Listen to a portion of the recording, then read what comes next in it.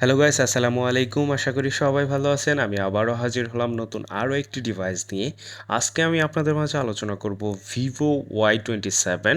এই ডিভাইসটিতে কী কী থাকছে, কত টাকা প্রাইস ধরা হয়েছে, বিস্তারিত আলোচনা করব। অবশ্যই ভিডিওটি শেষ পর্যন্ত দেখবেন। তো কথা না বাড়িয়ে চলুন শুরু করা যাক। প্রথমে যদি এই ফোনটির কালার নিয়ে কথা বলি, ফোনটিতে দুইটি কালার আপনারা পাবেন। একটি হচ্ছে সি ব্লু আর একটি হচ্ছে বার্গেন্ডি ব্ল্যাক। দুইটি কালারই দেখতে অসাধারণ লাগতেছিল।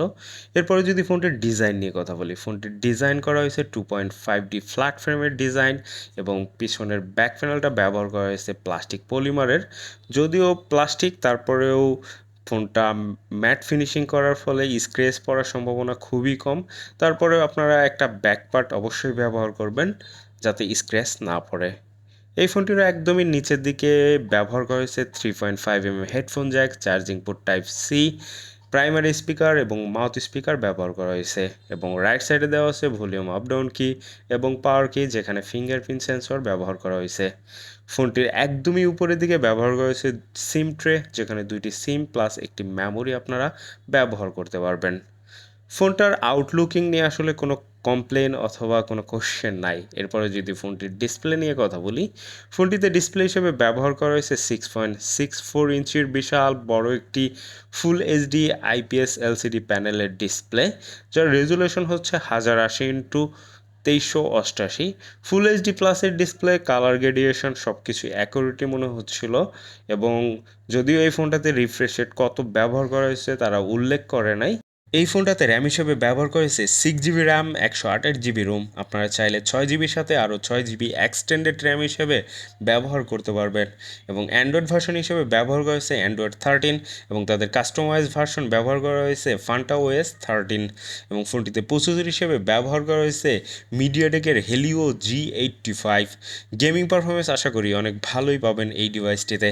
এবং পাবজি স্মুথ গ্রাফিক্সে আলট্রা ফ্রেম রেটে খুব ভালোভাবে রান করাইতে পারবেন। আপনি যদি এইচডি গ্রাফিক্সে খেলেন সেক্ষেত্রে হাই ফ্রেম রেটে এই ফোনটিতে প্লে করতে পারবেন। কল অফ ডিউটি এবং ফ্রি ফায়ার এই ধরনের যে গেমসগুলো আছে এই ফোনটাতে খুব ভালোভাবে রান করাইতে পারবেন, কারণ মিডিয়াটেকের হেলিও G85 আশা করি গেমিং পারফরমেন্স ভালোই পাওয়া যায়, এটা আমরা মোটামুটি সবাই জানি। এই ফোনটাতে ব্যাটারি হিসেবে ব্যবহার করেছে 5000 mAh বিগ ব্যাটারি এবং সাথে দেওয়া আছে 44 ওয়াটের ফ্ল্যাশ চার্জার। আশা করি চার্জ ব্যাকআপ যেরকম লং টাইম ব্যবহার করতে পারবেন এবং দ্রুত গতিতেও ফোনটা ফুল চার্জ করতে পারবেন। ফোনটিতে ক্যামেরা হিসেবে পেয়ে যাবেন 50 মেগাপিক্সেল মেন ক্যামেরা এবং 2 মেগাপিক্সেল ডেপথ সেন্সরের জন্য ব্যবহার করা হয়েছে। 50 মেগাপিক্সেলের অ্যাপাচার 1.8 এবং 2 মেগাপিক্সেলের অ্যাপাচার 2.4। দুইটি ক্যামেরা থাকার ফলে অনেক সুন্দর সুন্দর ছবি আপনারা ক্যাপচার করতে পারবেন এই ডিভাইস দিয়ে। আপনাদের দেখানোর সুবিধার্থে কিছু ছবি ক্যাপচার করা হয়েছে এই ডিভাইস দিয়েই। প্রত্যেকটা ছবির কালার ডিটেলস সব কিছু অ্যাকুরেটই মনে হচ্ছিল।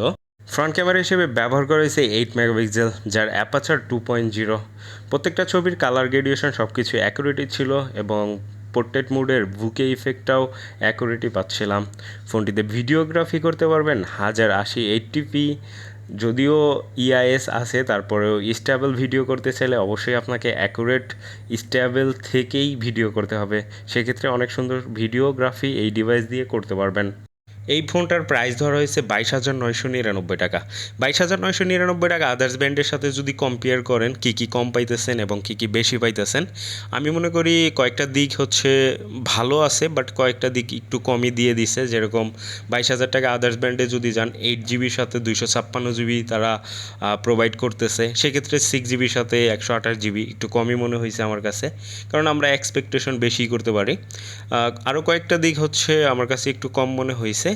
তারপরেও ভালো দিক যদি বলি, বেশি না, কয়েকটা সাইড হচ্ছে একটু ভালো মনে হয়েছে। যেরকম এটার ডিজাইনটা অসাধারণ আউটলুকিংয়ের একটা ডিভাইস এবং দুইটা কালার সি ব্লু এবং বার্গেন্ডি ব্ল্যাক, দুইটা কালারই অসাধারণ।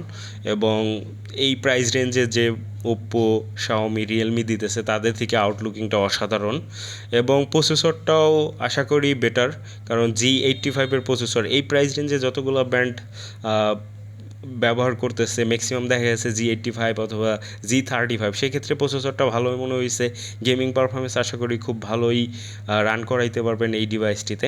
তবে ফিঙ্গারপ্রিন্টটা আমার কাছে একটু কমই মনে হয়েছে, মানে অনেক স্লো মনে হয়েছে, অনেক দেরিতে রেসপন্স করতেছিল।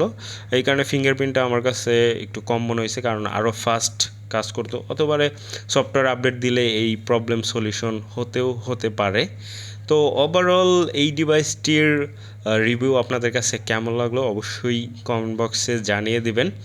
আর আপনি যদি আমার চ্যানেলে একদমই নতুন হয়ে থাকেন অবশ্যই চ্যানেলটি সাবস্ক্রাইব করে বেল আইকনটি বাজিয়ে দিবেন লেটেস্ট আপডেট সবার আগে পাওয়ার জন্য। আর ভিডিওটি শেষ পর্যন্ত দেখার জন্য আপনাকে অসংখ্য ধন্যবাদ।